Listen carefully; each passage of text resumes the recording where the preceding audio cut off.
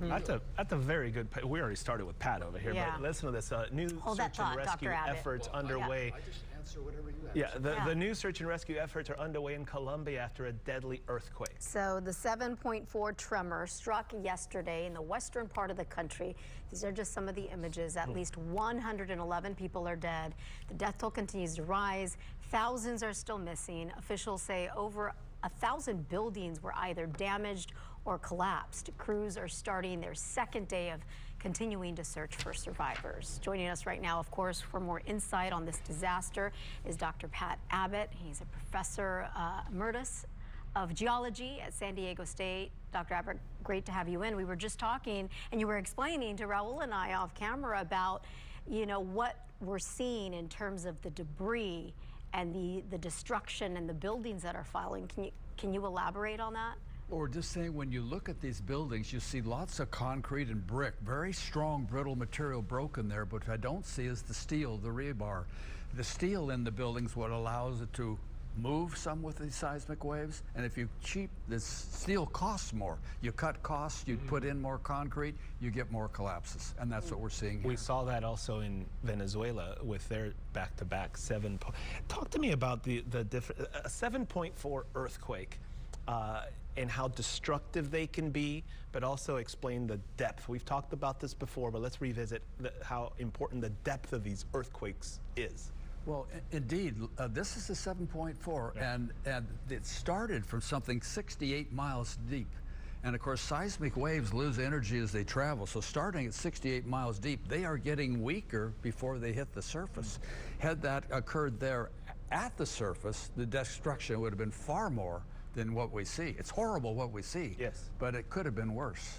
You know, and obviously that plays into the type of debris that you explained, even though, you know, it was a much deeper earthquake, right? We're still seeing a lot of destruction because of the materials years ago that they used to build these buildings. What does this say about building codes in countries like Venezuela, now Colombia? Well, you know, the building codes, in a sense, aren't the problem, because those are words on paper.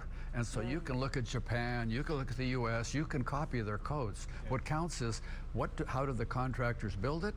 And otherwise, do you have government officials who go out and check and make sure that the codes are actually being followed?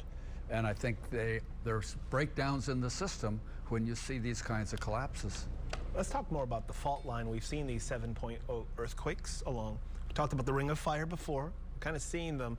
Explain the fault line that hit here in South America the last couple of months. This one is very interesting in this sense. This is the Pacific Ring of Fire. That is where we have the subduction, where a downgoing plate, in this case it's the Nazca plates, being pulled underneath South America. That's part of the reason we're so deep, because it's pulling the plate in.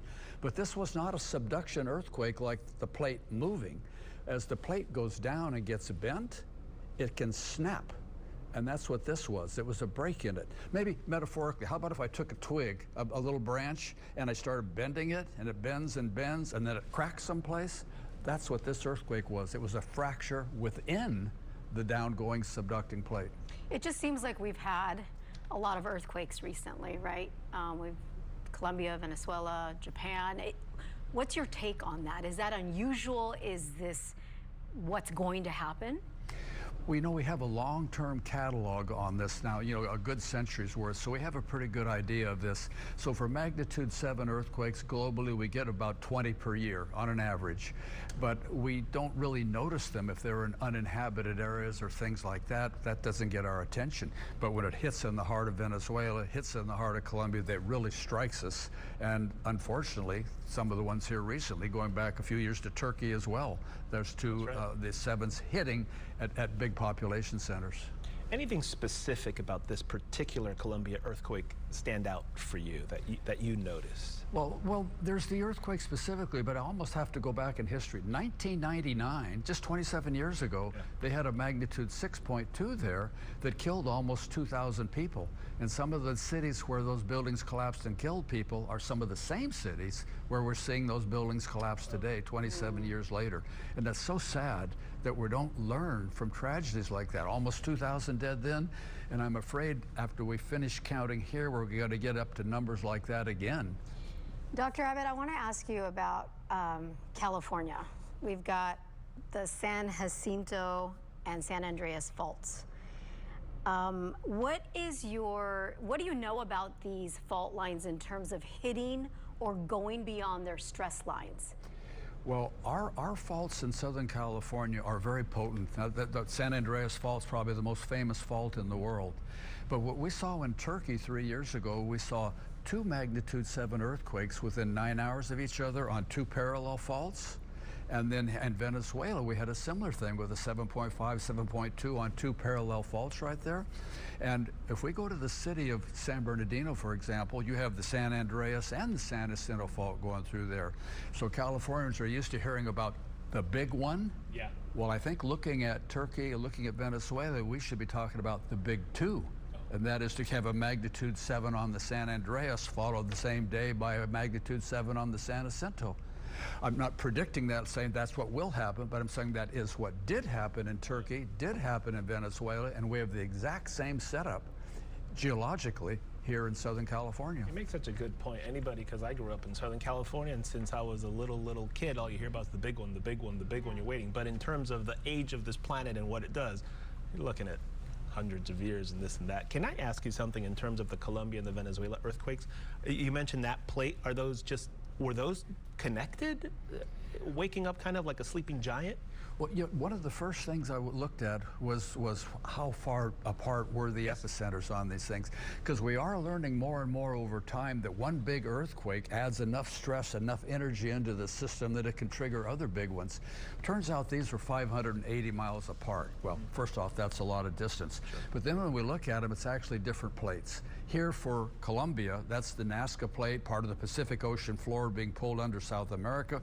Venezuela, we're on the Caribbean plate, and that's a San Andreas type fault there. Wow. So different kinds of systems yielding similar magnitude earthquakes. Now, you know, we always report it's not a matter of if, but it's a matter of when the next major earthquake hits. And a 7.4 is major. It is a significant seismic Definitely.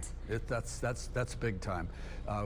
We are anticipating geologic time now. We have long been anticipating something about a magnitude 7.8 on the southern San Andreas, from the Salton Sea on up through San Bernardino. That's a very reasonable expectation of something that could happen, or should I say will happen. If I put enough years on it, enough centuries on it, it will happen, but we don't know when that century is.